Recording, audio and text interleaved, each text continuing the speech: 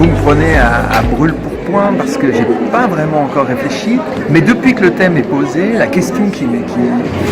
m'occupe le plus, c'est qu'il me semble qu'il faudrait faire attention à ne pas penser la chose comme les neurosciences c'est mal, la psychanalyse c'est bien. Dans le sens où les neurosciences, quand elles s'occupent de leur objet, c'est-à-dire de la science et de la question du cerveau, ça me va très bien, je trouve ça formidable qu'on puisse, si jamais quelqu'un a un AVC, trouver le moyen de le soigner et de le sauver, je trouve ça tout à fait formidable. Donc c'est pas une question qui s'oppose à neurosciences et psychanalyse, c'est une question qui me semble-t-il, encore une fois c'est à brûle-pourpoint, mais qui me semble plutôt concernée que ce sont deux domaines différents. C'est que dès qu'on utilise les neurosciences pour les appliquer à la thérapeutique psy, il me semble que bien plus qu'un dévoiement de la psychanalyse, c'est un dévoiement des neurosciences. C'est qu'en fait,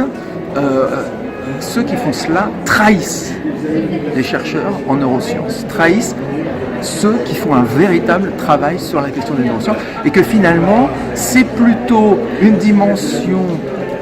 du capitalisme et de la science qui vise à transformer en une pratique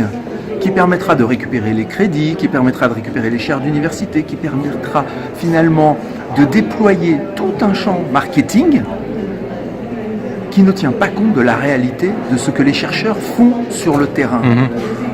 Nous, on continuera à faire notre boulot, on continuera à avancer, finalement, ça ne changera pas notre pratique.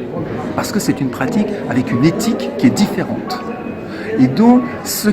que ça interroge plutôt, c'est dans ce monde, comment le marketing est en train de créer des signifiants qui font disparaître, derrière ces signifiants, la réelle activité, voire l'activité sur le réel,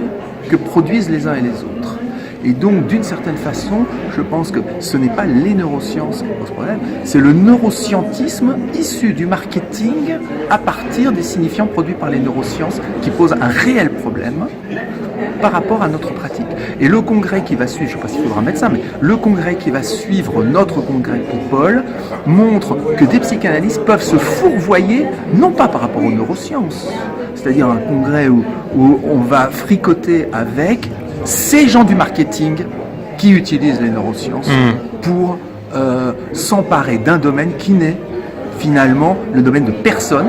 et c'est tenir compte du fait que c'est le domaine de personne que la psychanalyse a son mot à dire, c'est-à-dire dans cette soustraction-là. C'est là où il me semble que notre congrès va avoir quelque chose de tout à fait singulier. Ce n'est pas de dire que les neurosciences c'est mal,